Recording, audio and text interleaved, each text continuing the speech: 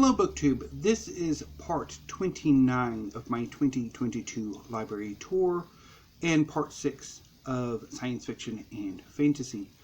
I began this part of the library tour where I ended yesterday with David Eddings. This is Domes of Fire, the first book in the Tamuli trilogy, the sequel trilogy to the Elenium trilogy. David Eddings' less popular series of fantasies. He's most famous for the Belgariad and its sequel series, the Melodzin, I think is what it's called. I read these books when I was younger. I had the both complete trilogies and rather enjoyed them, although I got rid of them and picked the last two books of the Elenium and the first book of the Tamuli. I want to say from the Friends at the Library Books own Nook, but it could also have been from Golden's at some point or another. The next two books are by Katie Edwards. They're the first two books in the Tarot Sequence series.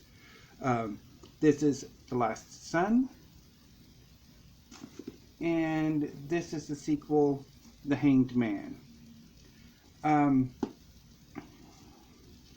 The Tarot Sequence is an urban fantasy set in an alternate reality in which Atlantis was real, and upon its discovery there was a massive Atlantean world war that saw Atlantis destroyed and the survivors moving to New Atlantis, which is the island of Nantucket off of the coast of Massachusetts.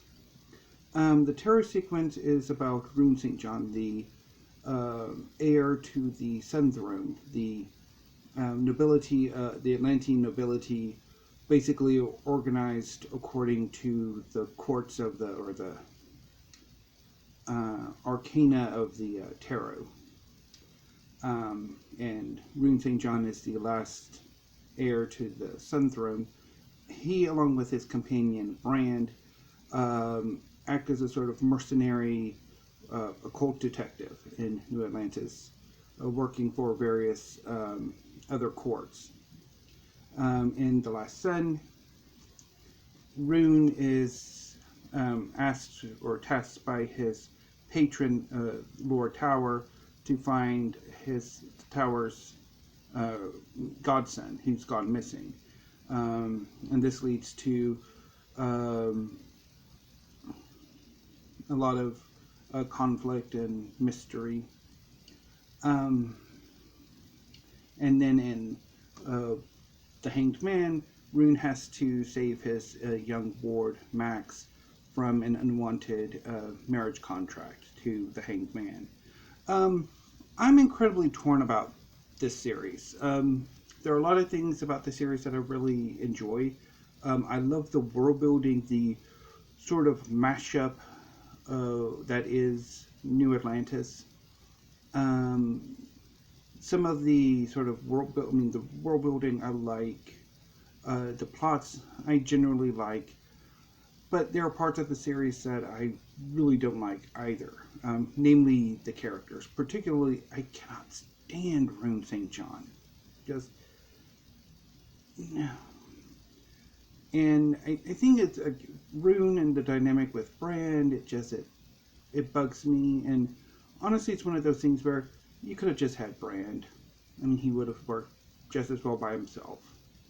But anyway, but the third book in the trilogy, well, technically I think the Tarot Sequence is projected to be a 9-book series composed of 3 trilogies.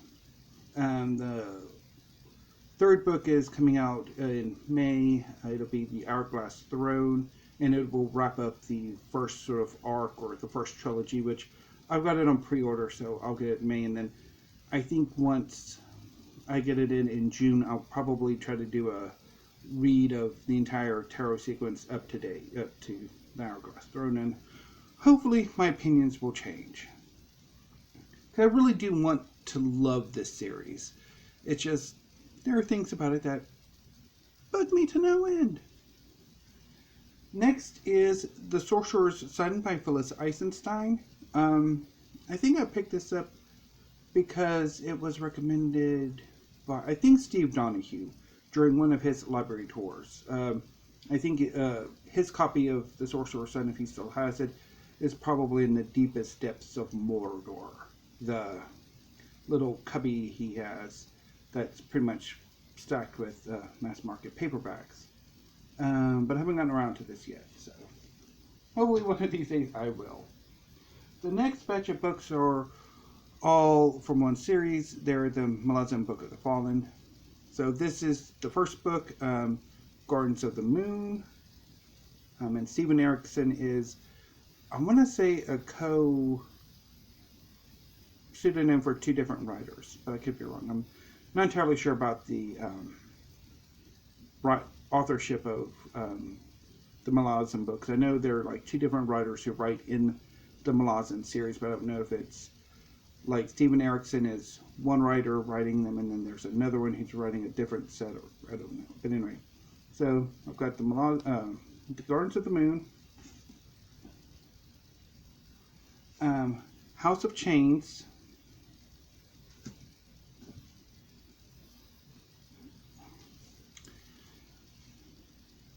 Total the Hounds,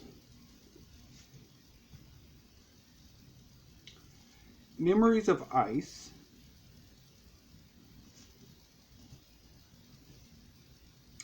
Reaper's Gale, and oh no, that ends the Melodzin books I have.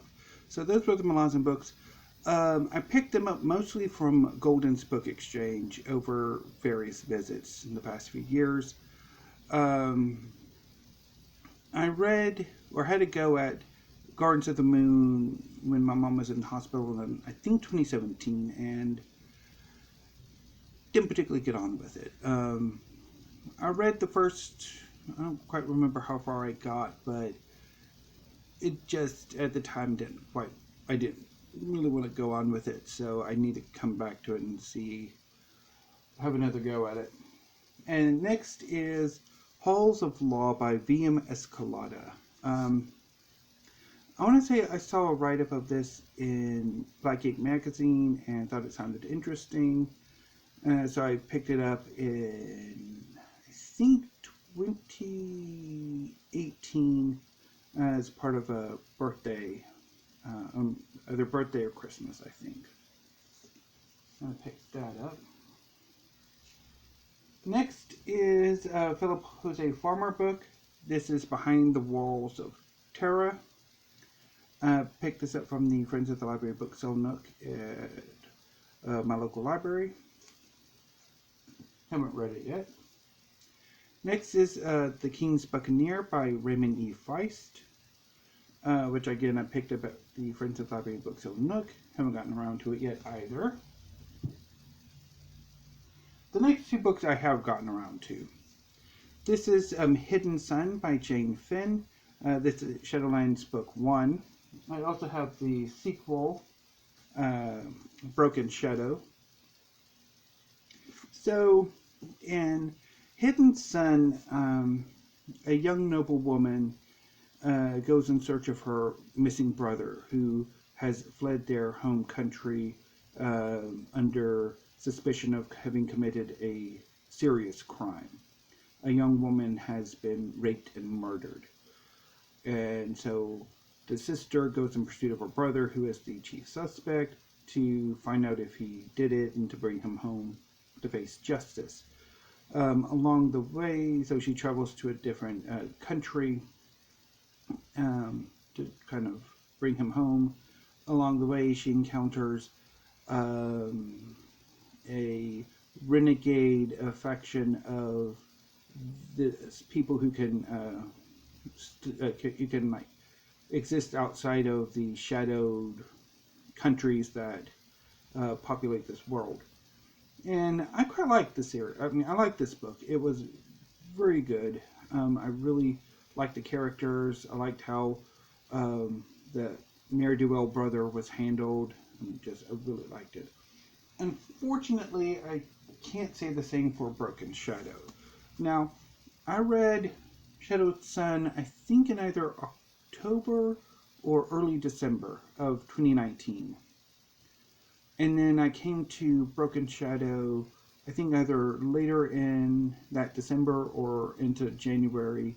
And that's when I had the great fiction collapse, and particularly the great science fiction and fantasy collapse. And I didn't really get on with this book. I thought a sequel wasn't really necessary. But I'm hoping I'm going to come back to them at some point. Next is A Book of Tongues by Gemma Files, the first volume in the Hexslinger series. I don't know much about this. I don't know really what got me onto it. I've had it for like 5 or 6 years now, and I really should get to it. Next is I think it's a completed trilogy, although it could be a longer series, by Lynn Flewelling. This is Luck in the Shadows, book 1 in the Night Runner series. This is Stalking Darkness, book 2.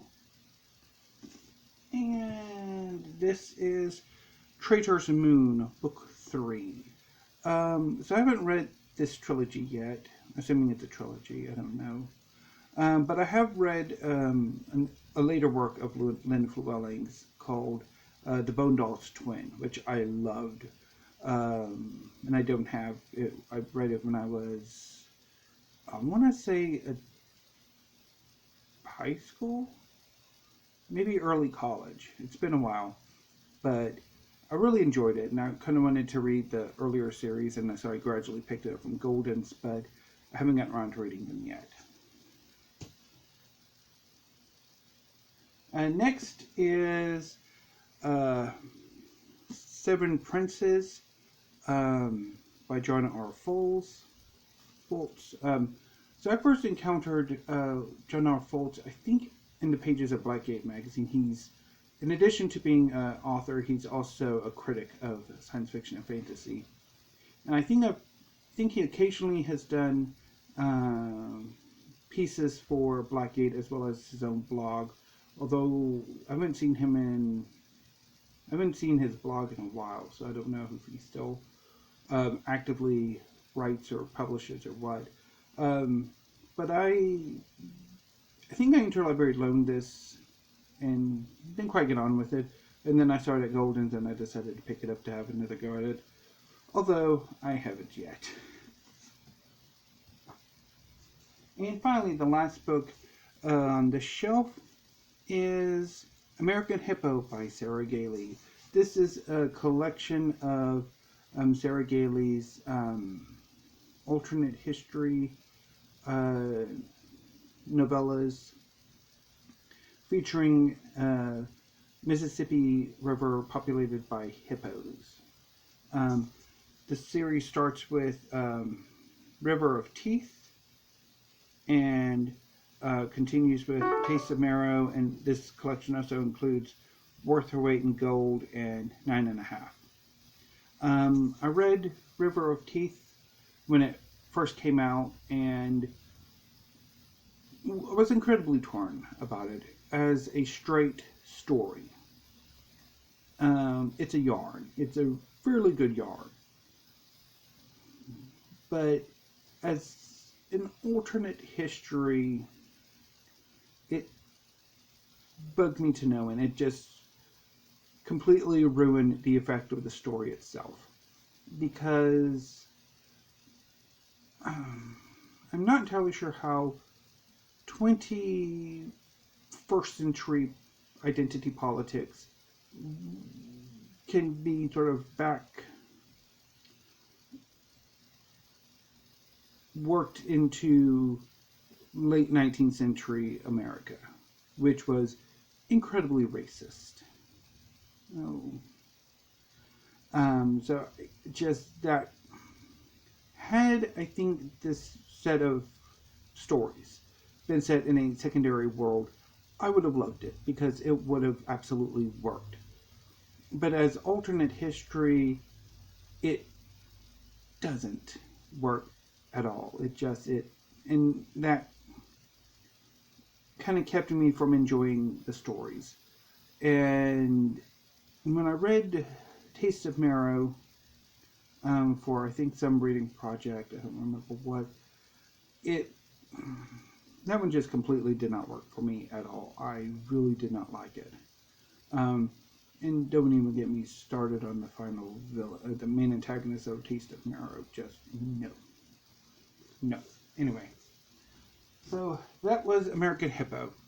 Anyway, so I'll be back next Monday with part 30 of the library tour and part 7 of science fiction and fantasy, which will see us again meeting Sarah Galey, because I have a second book by her. And then, of course, I'll be back later this evening with weekly reads, because finally Celebrity Big Brother is over. So anyway, I'll be doing my weekly reads when I normally do it. So I will see you in a few hours for that. But until then, BookTube, thank you. Have a great afternoon and stay safe.